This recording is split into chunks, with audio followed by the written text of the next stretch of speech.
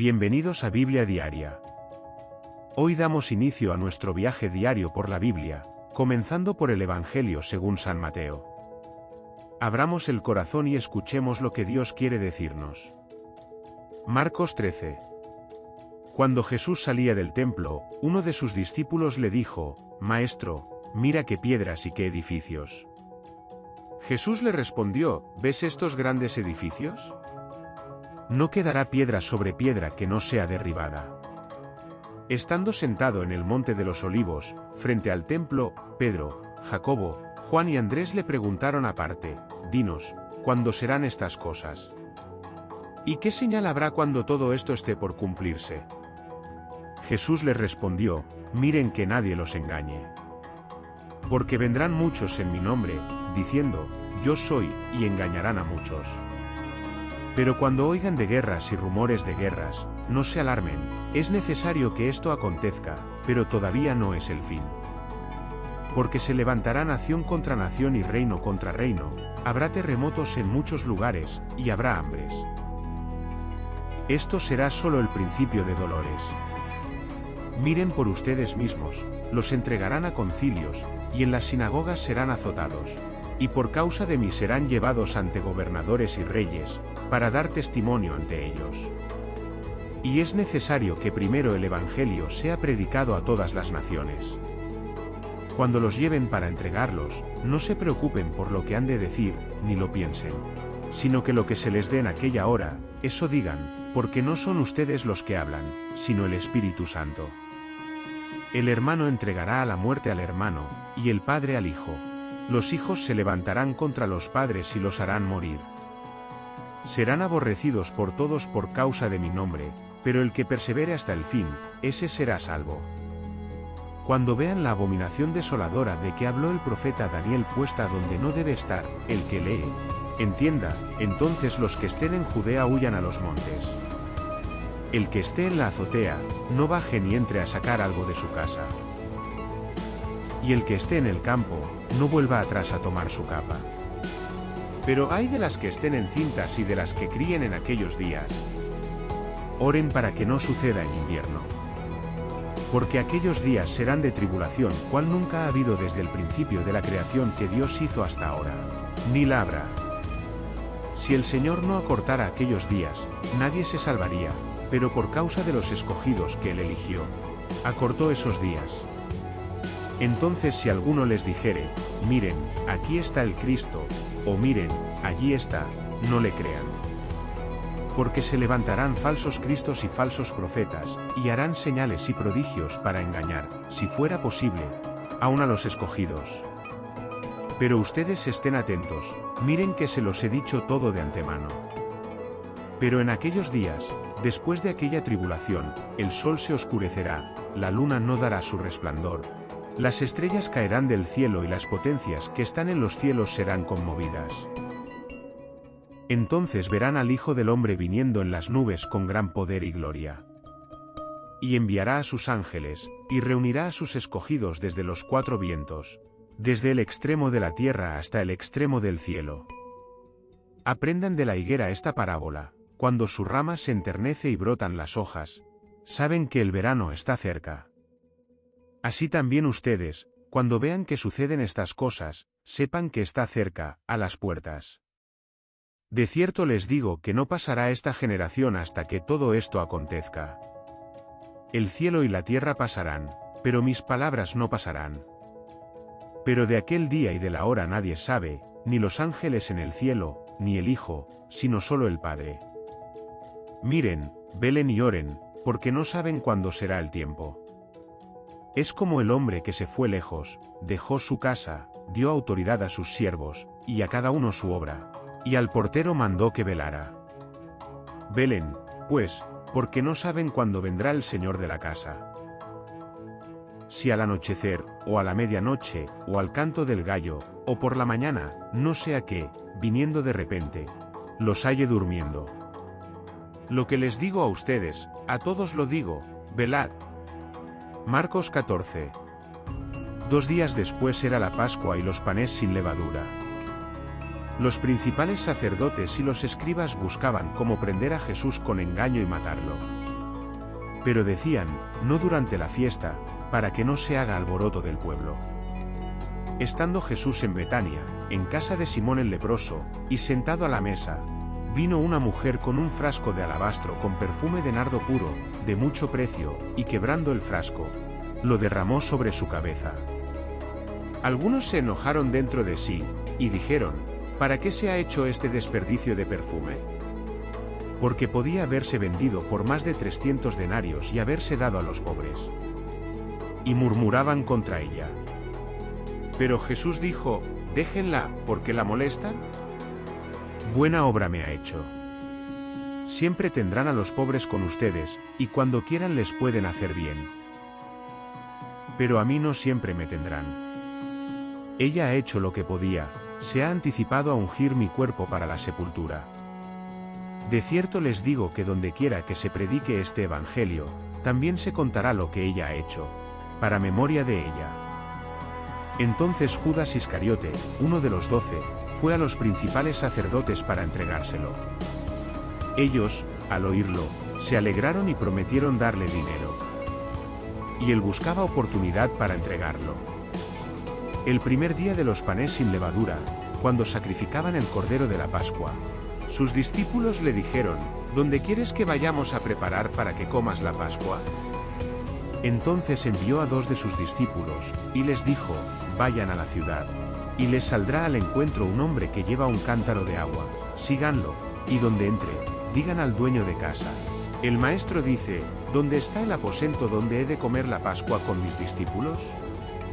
Él les mostrará un gran aposento alto, ya dispuesto, prepárenlo para nosotros allí. Fueron sus discípulos, entraron en la ciudad, hallaron como les había dicho, y prepararon la Pascua. Cuando llegó la noche, vino con los 12. Y mientras estaban sentados a la mesa comiendo, Jesús dijo, de cierto les digo que uno de ustedes, que come conmigo, me va a entregar. Ellos comenzaron a entristecerse, y a decirle uno por uno, ¿seré yo? Jesús respondió, es uno de los 12, el que moja conmigo en el plato. A la verdad el Hijo del Hombre va, según está escrito de él, pero, ¡ay de aquel hombre por quien el Hijo del Hombre es entregado! Bueno le fuera a ese hombre no haber nacido. Mientras comían, Jesús tomó pan y lo bendijo, lo partió y les dio, diciendo, tomen, esto es mi cuerpo. Y tomando la copa, habiendo dado gracias, les dio, y bebieron de ella todos. Y les dijo, esta es mi sangre del nuevo pacto, que por muchos es derramada. De cierto les digo que no beberé más del fruto de la vid hasta aquel día en que lo beba nuevo en el reino de Dios. Después de cantar el himno, salieron al monte de los olivos. Jesús les dijo, todos se escandalizarán de mí esta noche, porque escrito está, heriré al pastor, y las ovejas serán dispersadas. Pero después que haya resucitado, iré delante de ustedes a Galilea. Entonces Pedro le dijo, aunque todos se escandalicen, yo no. Jesús le dijo, de cierto te digo que tú, hoy, antes que el gallo cante 2 veces, me negarás 3 veces.